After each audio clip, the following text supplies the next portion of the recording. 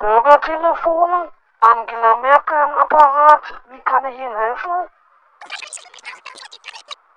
Ja, also das Verhältnis zu Frankreich ist äußerst entspannt. Ich war neulich erst wieder mit dem Nicolas im Swingerclub. Oh, das hätte ich jetzt vielleicht nicht sagen. Auf jeden Fall haben wir die Strategien zur Rettung des Euros von allen Seiten besprochen und auch jetzt klare Konzepte entwickelt, um da jetzt mit Euro-Bonds die Finanzen umzuschaufeln. Und jedenfalls ist da die Sicherheit des Finanzsystems im Europäischen Reich in der Zukunft gesichert und auch die Fragen nach der Sicherheit der Renten.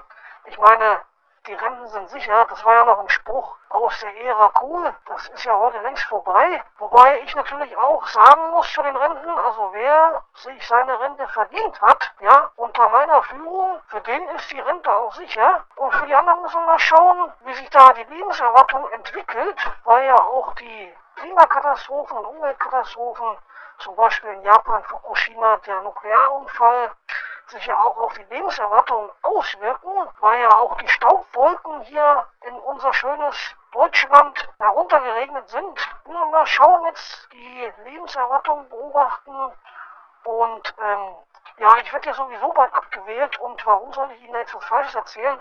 Mir kann ja sowieso nichts passieren, ja? Also in diesem Sinne, ja, danke, tschüss.